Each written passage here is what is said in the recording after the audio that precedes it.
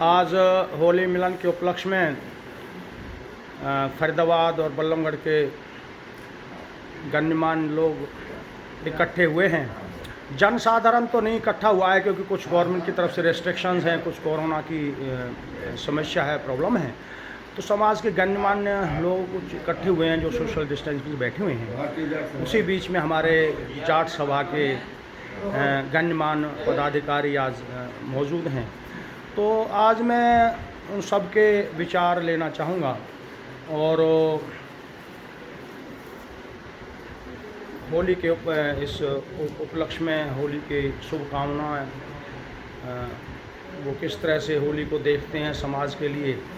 तो सब आपका बहुत बहुत धन्यवाद। आज आपने अपना टाइम निकाला है समाज के लिए। कृपया बताएं थोड़ा होली पर लोगों को आप क्या कहना चाहेंगे। ऐसा है जी, होली का जो मिलन है ना, वो एक ऐसा पर्व है जिसके अंदर जो ना सभी भाई जो ना अपने गिले शिकवे भूल करके और गले मिलते हैं, प्रेम भावना जो पैदा होती है और जो ना सब चीज़ों को जो ना छोड़ करके एक मिलन समारोह है ये, जिसके अंदर सब भाई मिल करके जो है अपनी भावना को व्यक्त करते हुए अच्छाई की तरफ बढ़े।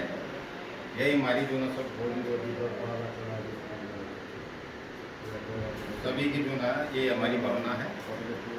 और हम यहाँ पर आज फर्स्ट टाइम पर जो ना मैं आया हूँ। आज़ाद सिंह सकारा मेरा नाम है और मैं आप सबसे जो ना निवेदन करता हूँ कि जब भी जो ना मतलब ये समारोह मनाया जाए या जब भी हमारी जो मीटिंग हो तो हमारी हमेशा ही जो ना अच्छाई की तरफ बढ़ने के लिए प्रेरित है और यही हमारी सबसे जो ना बड़ी तमन्ना है।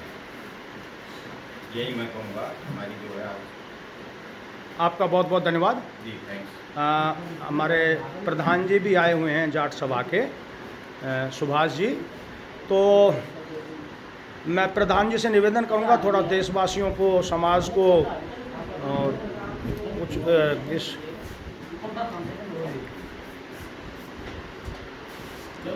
इस अवसर पर मैसेज दें और विशेषकर जो कोरोना का पीरियड चल रहा है, किस तरह लोग अपनी सावधानी रखें, उस बारे में थोड़ा देशवासियों को अपना मैसेज प्रधान जी देंगे। सुभाष जी, जाट सभा फरीदाबाद के प्रधान।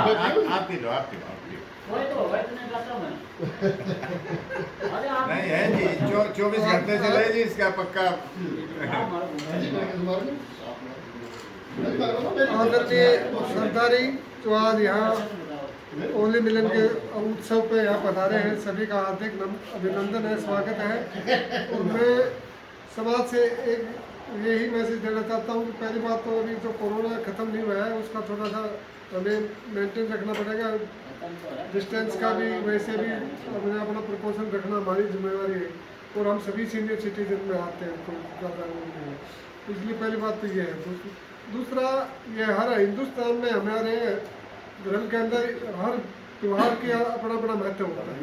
होली है आज, होली मिलन का मतलब ये है कि आज इस पर बुराई की हार है और अच्छाई की जीत होती है। इसमें उसी के मकसद से हमें ये होली हम मिलाते हैं। तो हमें अपना आज अपनी बुराइयों को त्याग के और अच्छाई को ग्रहण करके और आपस में एक दूसरे से प्यार प्रेम भाव से रहने का हमें समाज में हमें संदेश देने की जरूरत है। मैं अभी ये पूरे सभी से यही निवेदन करता हूँ कि आपस में प्रेम भाव से और इस त्यौहार को हर्षोल्लास से मनाएं और अपने को खुश रखें और अपने एक दूसरे की मदद करें। समाज में जो भी हमारे से जो बन सकता है वो समाज में जो भी है अच्छाई के ऊपर ग्रहण करें और बुराई को आज के दिन त्याग करें।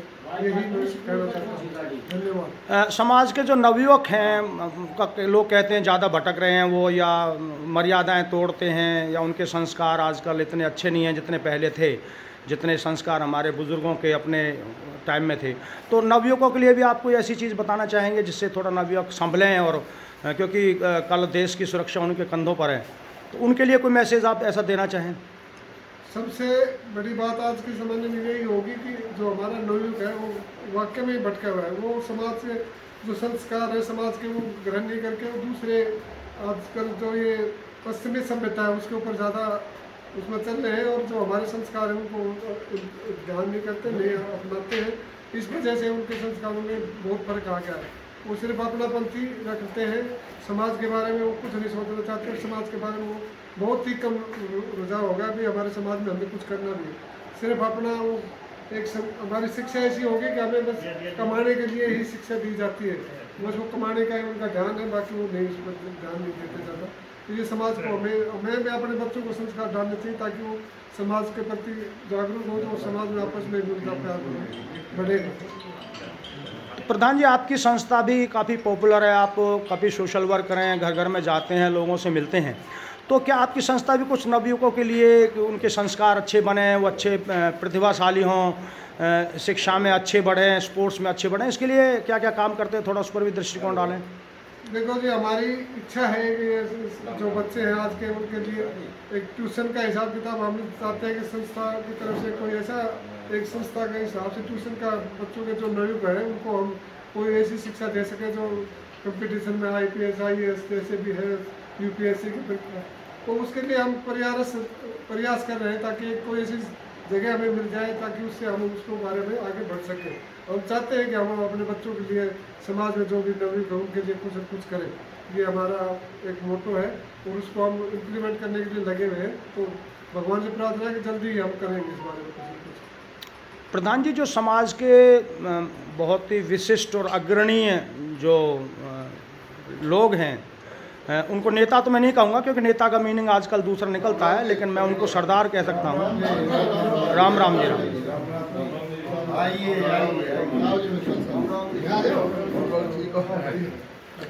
उनसे करो कुछ, अपने मैडम बेनवा वगैरह इनसे सभी से अलग अलग से विचार देते। जी जी जी जी जी। तो आपका बहुत बहुत धन्यवाद।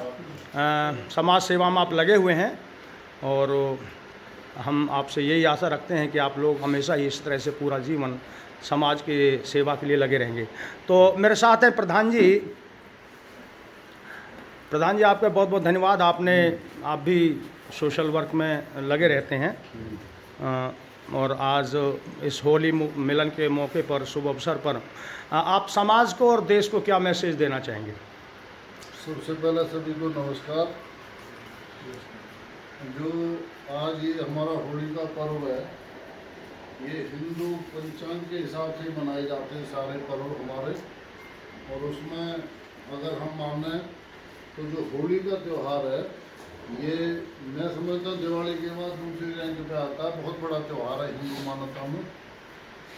और शुरू में तो ये उत्तरी भारत और नेपाल में ही केवल मनाया जाता था। आज ये पूरे विश्व में इसको मनाने की बात चल रही है, सब जगह इसको मनाते हैं लोग किसी न किसी रूप में। अब सवाल उठता है कि हम इसको क्यों मनाते हैं, हमें ये क्यों मनाना चाहिए, आखिर हम इस पर अपना समय खराब क्यों करते हैं, और पीढ़ी हमारी अगली जैसे हमारे से पूछ रहे हैं वो क्या कर रही है। तो सबसे बड़ी बात ये है कि वैसे तो सबको विदित है इस चीज़ का कि इसको हम क्यों मनाते हैं। लोगों की दो तीन मान्यताएं हैं, उसमें प्रमुख और प्रबल मान्यता ये है कि भाई हिरण्यकुश के यहाँ प्रहलाद भक्त जो हुए थे वो भगवान को मानने वाले थे और वो राक्षस थे। हिरण्यकुश भगवान की भक्ति से नाराज थे, इसलिए वो अपने पुत्र से नाखुश थे। और उनकी बहन होलिका को ये वरदान मिला हुआ था कि वो अग्नि में कभी जलेंगी नहीं, ये वरदान उनके पास था।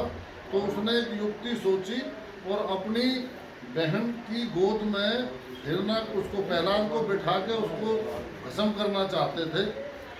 उसके बावजूद होलिका जल गई और प्रहलाद बच गया। क्यों जल गई? महत्वपूर्ण बात यह है, होलिका इसलिए जली कि उसने अपने वरदान का मिसयूज किया। जब हम किसी ताकत का, चाहे राजनीतिक ताकत हो, सामाजिक ताकत हो या कोई और बड़ी ताकत हो, जब हम उसका मिसयूज करते हैं तो उसका पतन हो जाता है। एक तो ये संदेश बड़ा स्पष्ट है हमारे समाज के लिए जो हम बताना चाह रहे हैं। दूसरा, उसी खुशी में हम इसको मनाते हैं, लेकिन मनाने की पद्धति पहले की निस्बत अब बहुत ज़्यादा उसका स्तर डाउन हो गया है। कैसे डाउन हो गया? पहले मनाते थे गिले शिकवे मनाने के लिए, जैसे अब हम चर्चा कर रहे हैं ना, गिले शिकवे वास्तव में मनते थे, दूरियां छोटी होती थी, एक दूसरे से प्रेम भाव बढ़ता था। अगर थोड़ी बहुत कटुता किसी के मन में है तो तो ऐसे मिलन पर एक दूसरे के घर जाकर वो घट जाया करती थी। लेकिन आज हर माँ बाप इस बात से चिंतित है कि मेरा बच्चा अगर बनाने जा रहा है तो सुरक्षित आएगा नहीं आएगा। एक तो दारू पी कर बनाते हैं, फिर एक एक मोटरसाइकिल पे 4-4 3-3 बैठ के भागे फिरेंगे, जो बिल्कुल बदी का नज़ारा पेश करते हैं। तो हमें जितने 12-14 आदमी 15 हम यहाँ पे आए हैं, हम एकदम समाज को नहीं बदल सकते, लेकिन एक निर्णय कर सकते हैं अपने परिवार में कि भाई कम से कम और को नहीं तो अपने परिवार को हम ये कहें, बेटे आप इस तरह से नशा करके या मोटरसाइकिलों पे समाज को परेशान ना करें। खुद तो वो हो ही रहे, उनसे दूसरे आदमी जो सब हैं वो बचना चाहते हैं, वो दुखी हैं, और उनको बचाने के लिए अपने परिवार को कम से कम हम कंट्रोल कर लें तो हमारा यहाँ बैठना सार्थक हो जाएगा। मैं ये मानता हूँ, अगर ज़्यादा बदलाव भी ना आए तो बस बहुत ज़्यादा अपनी बात में ना कहते हुए ये 2-3 संदेश मेरी तरफ से जो मैं समझ पाया हूँ वो ये हैं। बाकी सबको राम राम, जय हिंद।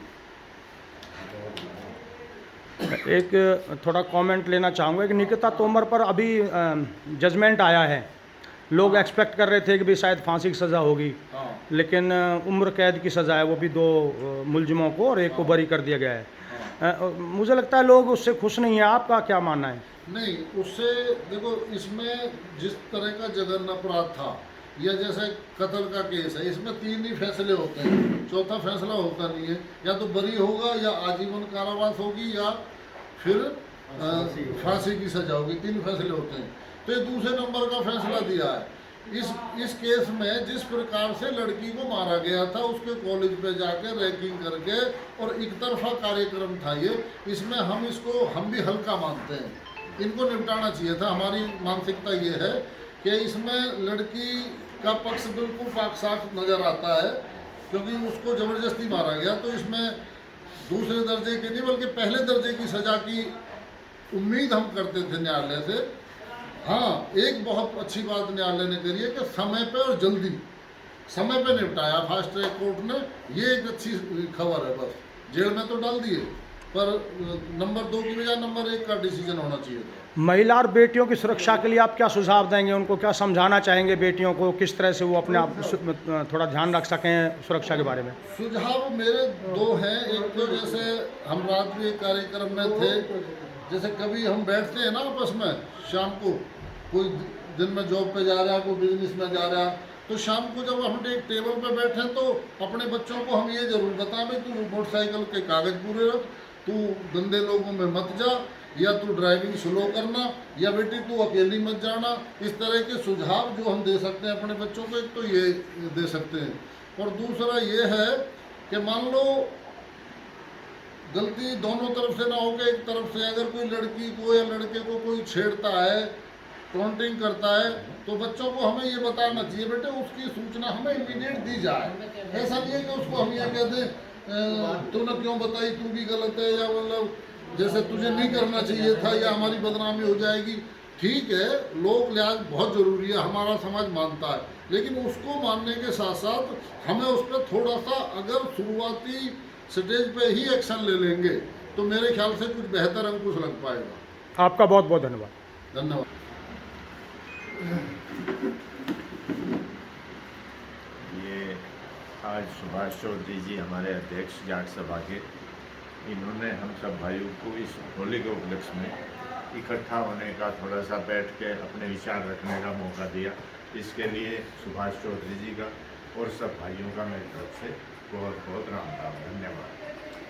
दूसरे होली मिलन, हमारा आज होली मिलन के ही उपलक्ष्य में हम इकट्ठे हुए हैं, और होली हमारा समाज, हमारा हिंदू समाज इसी उद्देश्य से मनाता है। और जैसे सरपंच साहब ने अभी बताया है,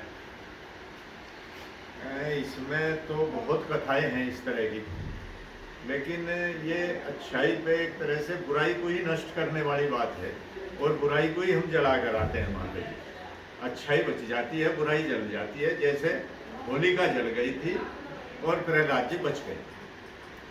तो हमारा यही है जी भाई, अपने समाज को, अपने देश को ध्यान में रख के चलें सब लोग। और अपना ये होली का जो त्यौहार है हमारा, इसी चीज़ का, प्यार प्रेम का ही संदेशा देता है। तो हमारा तो यही है, हमारी तरफ से तो थोड़ा सा जी भाई सब भाई खुश रहें और खुशी खुशी से होली मनाएं और समाज में प्यार का होली रंगों का त्यौहार है, ये प्यार ही प्यार बरसाता है और इसमें प्यार से ही सब भाइयों को मिलजुल कर रहना चाहिए। कुछ देश के समाज के जो बुजुर्ग लोग हैं उनको भी कोई संदेश देना चाहेंगे कि उनको क्या चीज़ें ध्यान रखनी चाहिए ताकि उनके व्यवहार का कोई नवयुवकों पर, आने वाली पीढ़ी पर कोई इस तरह का प्रभाव गलत ना पड़े, उनके लिए भी क्या कोई मैसेज देना चाहेंगे? देखो, आने वाली पीढ़ी के लिए सबसे ज़रूरी तो बुजुर्गों के लिए ये है कि अपने बच्चों को आजकल हम क्या है सिर्फ और सिर्फ 3+ के होते ही इंग्लिश मीडियम में डालने की कोशिश करते हैं और उसके साथ अपनी मैच्योरिटी नहीं रखते। अक्सर बच्चा केवल किताबों में खोकर रह जाता है।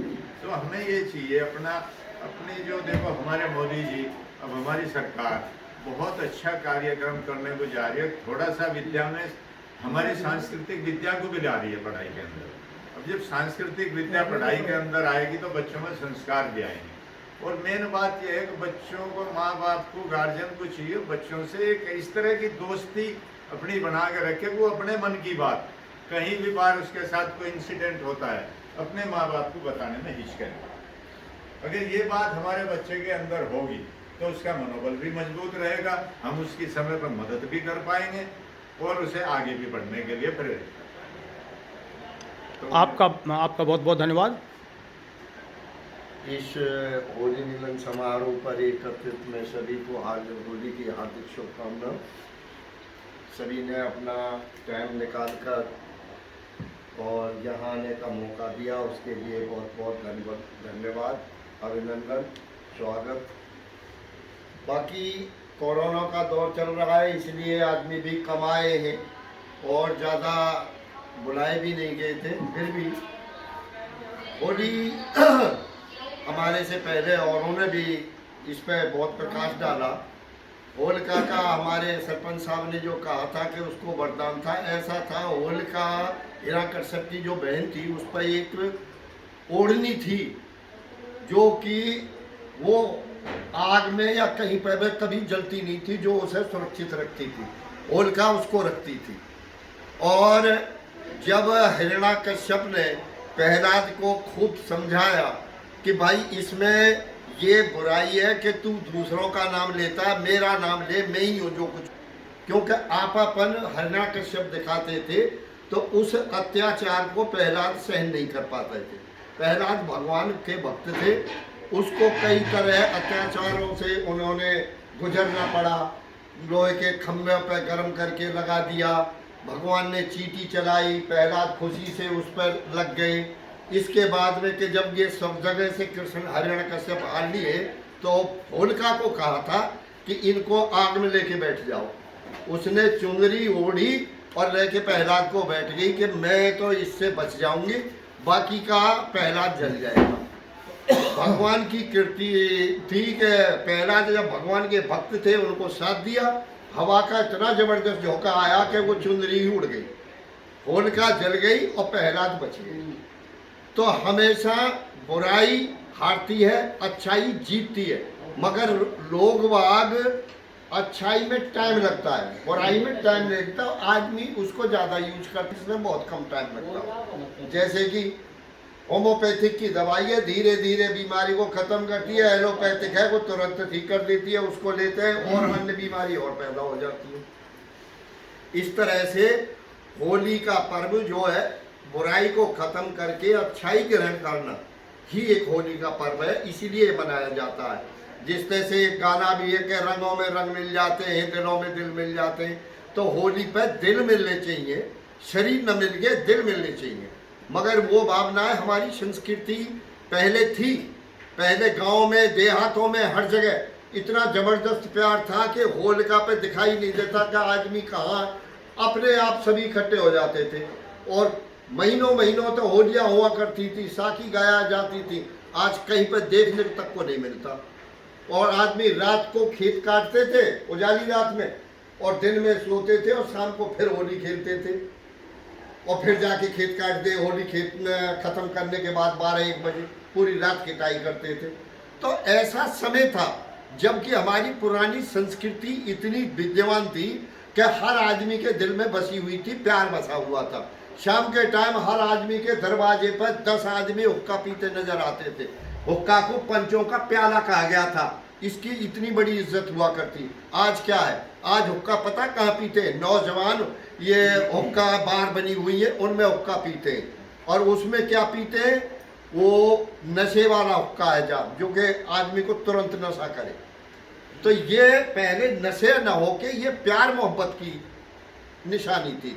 तो वो सब चीज़ें हमारी, जब एक हमारी संस्कृत भाषा है जिसके अंदर संस्कृति बसी हुई थी, हम उससे कट गए, संस्कृति हमसे कट गई।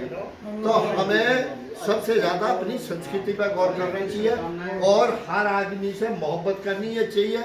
और अपने ज़्यादा से ज़्यादा मैं तो सबसे यही रिक्वेस्ट करूँगा कि हमारे जाट समाज को अपने समाज के लिए सबसे ज़्यादा टाइम देना चाहिए। और सबसे बड़ी चीज़ है ये कि अगर हमारे समाज में कोई इंसान छोटा तबका है, आर्थिक पोजीशन जिसकी खराब है, उसको हमें सबको मिलकर सुधारने की कोशिश करनी चाहिए। हमारे समाज में अच्छे पढ़े लिखे उद्योगपति भी हैं, डॉक्टर भी हैं, IAS भी हैं, IPS भी हैं। अब तो पहली बात नहीं है, अब तो जाटों में खूब ज़्यादा पढ़ लिख रहे हैं, मगर साथ नहीं देता कोई भाई का।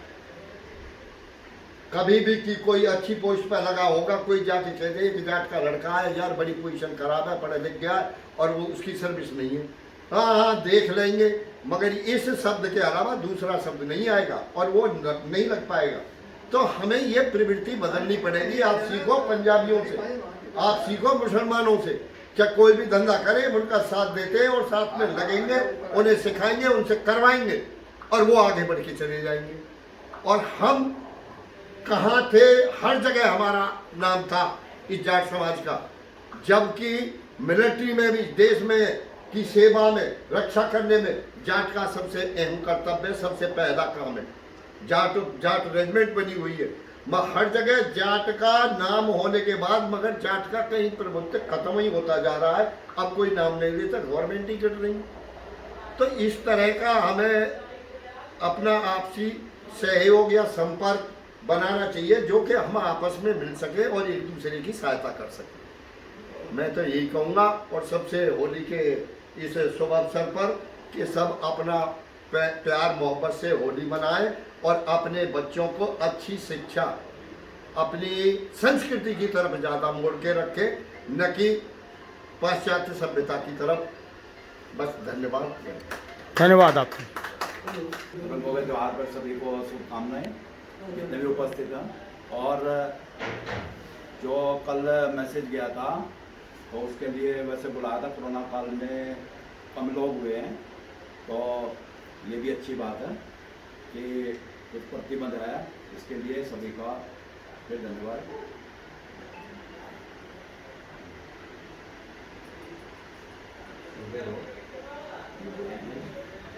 होली पर लोगों को क्या मैसेज देना चाहेंगे? होली जो त्यौहार हैं, जितने भी त्यौहार हैं, ये हमारी पुरानी संस्कृति है। ये गांव में जो त्यौहार होते थे, एक महीना पहले सभी त्योहारों के बारे में सभी लोग तैयार रहते थे, किंतु आजकल पता नहीं, घर में नहीं पता चलता त्यौहार हो रहा। तो इसके लिए जरूरी है कि अपने पुरानी जो संस्कृति है उसके अनुसार सभी त्यौहार मनाए और लोगों को पता चले अपनी। अब सावन के, तीज के कभी गाने नहीं सुने, पहले हर जगह गाने सुनते थे, रेडियो में या वैसे भी मतलब लोग करते थे, किंतु अब पता नहीं चलता कुछ भी। तो सारे त्यौहार जो है ना, ये मोबाइल तक सीमित रह गए। चलो, आपका बहुत बहुत धन्यवाद। सभी अपने साथियों से एक और रिक्वेस्ट करना चाहता हूँ, नम्र निवेदन, क्या हमने एक स्वच्छता अभियान समूह बनाया है।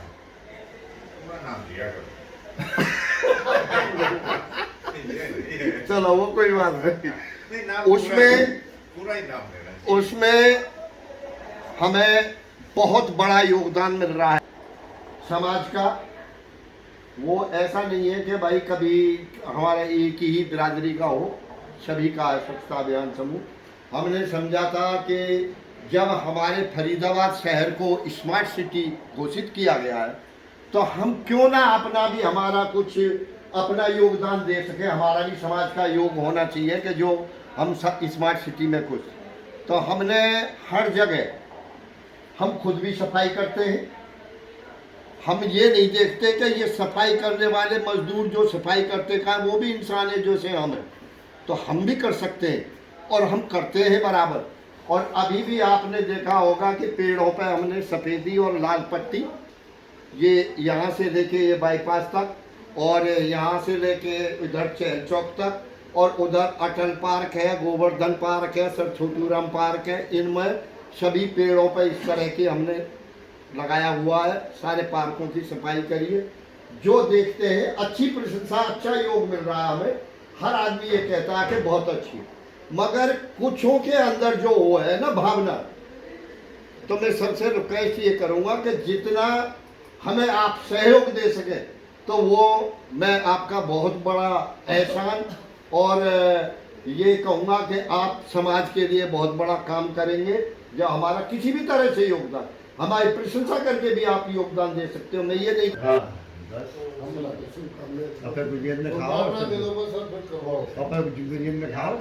सभी और बुधवार को मेरा नमस्कार।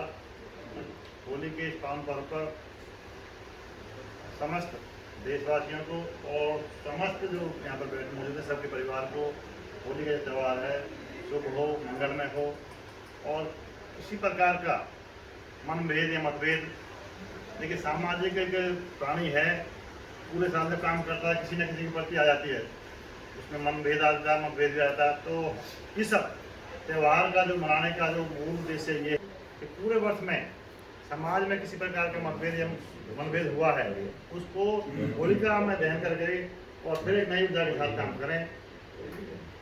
और आज हमारी जो संस्कृति है, जो हिंदू संस्कृति है, जपन साहब ने बताया कि दूसरा बड़ा त्यौहार है, लेकिन बड़ी विडंबना की बात है कि हमारे बच्चों को इनका महत्व त्योहारों का या त्यौहार किस प्रकार मनाए जाते हैं, क्यों मनाए जाते हैं, कैसे मनाए जाते हैं, इस बारे में दिन पर दिन भूलते जा रही हैं, एक पीढ़ी से दूसरी पीढ़ी। क्यों? किसी चीज़ को, मैं एक अध्यापक हूँ, लर्निंग बाई डूइंग। एक तो किताब में पढ़ना अपना जाता है, खाली पढ़ लेना, एक उसको करके करना।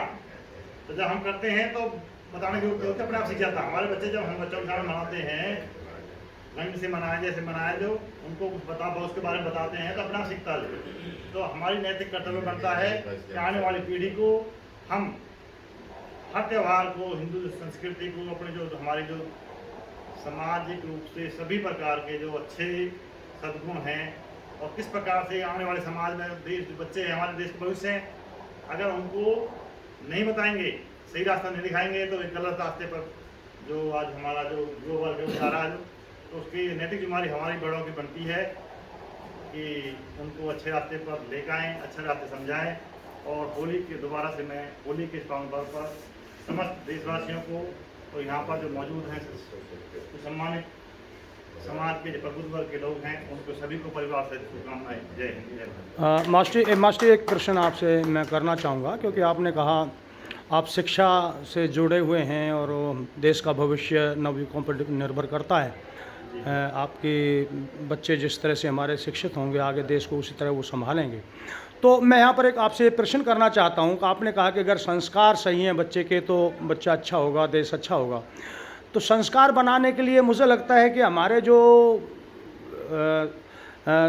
ग्रंथ हैं या जो इस तरह की बुक्स, धार्मिक बुक्स हैं, उनमें जो विचारधारा है, जो उनमें शिक्षाएं हैं, उनको मुझे लगता है विद्यार्थियों तक फैलाना होगा। लेकिन उन धार्मिक बुक्स को तो आप शिक्षा में पढ़ा नहीं सकते, संवैधानिक तौर से उन पर बैन है। हिंदू नहीं पढ़ा सकते, मुसलमान अपने कुरान को रिकॉग्नाइज स्कूलों में, गवर्नमेंट स्कूलों में पढ़ा सकते हैं, ऐसा संविधान में प्रावधान है। तो क्या कभी आप लोगों की शिक्षा जगत से जुड़े हुए लोग, चाहे अध्यापक लोग हैं या और जो उनसे जुड़े हुए लोग हैं, सोशल वर्कर्स हैं, क्या उनका कभी इस तरह का ध्यान गया है कि भी हम एक ही केवल धर्म के बुक्स को तो हम पढ़ा सकते हैं रिकॉग्नाइज स्कूलों में या गवर्नमेंट स्कूलों में, दूसरे धर्म की बुक्स पर बैन क्यों? ऐसी कभी कोई मांग की है गवर्नमेंट से कि भी सभी को बराबर क्यों नहीं समझते आप? एक एक धर्म को आप नीचा करके देखते हैं और दूसरे धर्म को बढ़ावा देते हैं, ऐसा प्रतीत नहीं होता इस तरह के संवैधानिक व्यवस्था से? इस बारे में आपका क्या विचार है? क्या कभी इस पर मंथन हुआ है लोगों में? बिल्कुल, अब वो पहले से बहुत चेंज है। आज स्कूलों में गीता, रामायण, महाभारत और जो हमारे जो ग्रंथ हैं वो पढ़ाए जा रहे हैं, बिल्कुल उस पर विशेष जोर है। लेकिन हमारा जो देश है कहते हैं ना धर्मनिरपेक्ष देश है, सभी धर्मों को मानने वाले, सभी जात बिरादरी, सभी संप्रदाय को मानने वाला, तो उसमें किसी को इग्नोर करना या किसी भावना को ठेस पहुँचाना इस प्रकार। लेकिन आज के जो परिप्रेक्ष्य में मैं बताना चाहूँगा कि जो हमारे जो हिंदू धर्म की रामायण है, महाभारत है, गीता है, ये पाठ्यक्रम में शामिल है और विधिवत रूप से विद्यालय में पढ़ाई जा रही है। रामायण और महाभारत जी नहीं, रामायण महाभारत नहीं, राम पता नहीं, एक भी कॉलेज रामायण भी और महाभारत भी और आपकी गीता भी। हेडमास्टर है ये तो। थोड़ा बताएं आप, रामायण कौन सी क्लास में पढ़ाई जाती है और कहाँ पर पढ़ाई जाती है, किस स्कूल में पढ़ाई जाती है? गवर्नमेंट का जो इंस्टीट्यूशंस हैं पाठ्यक्रम में शामिल है, लेकिन इसका जो एग्जाम वगैरह नहीं लिया था, लेकिन ऑप्शनल लिए, मतलब ऑप्शन देते हैं जो ऑप्शन ले सकते हैं। एक जो विषय होता है, 7 विषय होते हैं, 6ठी से जो 8वीं तक जो सब्जेक्ट होते हैं 7 होते हैं, उनमें एक ऑप्शनल होता है। तो इस प्रकार के है ऑप्शन है बिल्कुल जो। और अब जो लेटेस्ट जो है हमारे जो सरकारी विद्यालयों में आपके जो पीटीआई हैं उनको योगा, प्राणायाम और अन्य जो सुबह जो प्रेयर होती है उसमें इस प्रकार से जो संस्कार या वेदों पर आधारित जो शिक्षा है उस पर जोर दिया जा रहा है। इसमें थोड़ा धीरे धीरे चेंज होगा। नहीं, धीरे तो मैं केवल इतना कहना चाह रहा हूँ कि गीता, रामायण, महाभारत कौन सी कक्षा में पढ़ाया जाता है और कितने दिन से पढ़ाया जाता है, वो बताएं ना आप। 6ठी से 8वीं पिछले मेरे ख्याल 4 या 5 साल से पढ़ाया जाए, मतलब जो धीरे धीरे ऐड किया जा रहा है।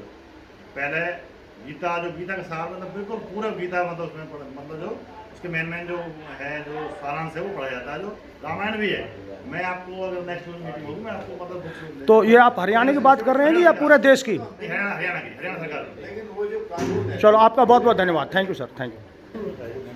वो चीज़ नहीं है। आज इस होली के पर्व में सभी बुजुर्ग और हमारे समाज के सम्मान्य लोग सभी को मेरा प्रणाम। और बहुत खुशी हुई आप सभी से मिलके और बुजुर्गों से मिलके। बुजुर्गों का आशीर्वाद हमको मिलते रहना चाहिए। मैं तो एक ही बात कहूँगा कि हमारे समाज में जितनी कुरीतियाँ हैं उनको इग्नोर करके सबको भाईचारे को ज़्यादा से ज़्यादा बढ़ाएं और होली का त्यौहार बड़ी शांति प्रिय मनाएं। कोई दारू वारू का सेवन ना होने दें और ना ही अपने बच्चों को ऐसा शिक्षा दें कि भाई एक दूसरे को पिलाएं। हमारे होली, दिवाली ये बहुत अहम त्यौहार हैं। इसको भाईचारे को बढ़ा के, होली में कोई किसी का झगड़ा भी होता है, मतभेद भी होता है, उसको भी हम मतलब जो है एक दरकिनार कर देते हैं।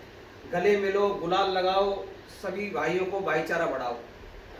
और मैं ज़्यादा नहीं बोलूँगा क्योंकि मेरी मिसेज अभी मिलके मुझे बहुत खुशी हुई। मैं तो सम्मान लेता रहूँगा।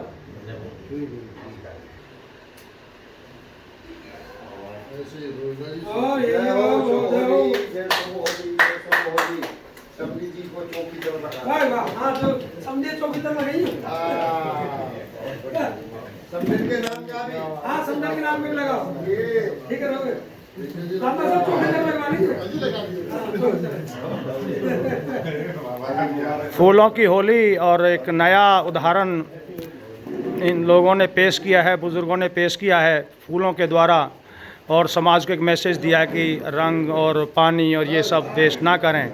और पुष्पों की वर्षा चारों तरफ, ये मौजूद लोग हैं समाज के, अग्रणी लोग हैं समाज के, और समाज में एक उदाहरण पेश करने के लिए और इस तरह से एक मर्यादित होली आप लोगों ने मनाई है।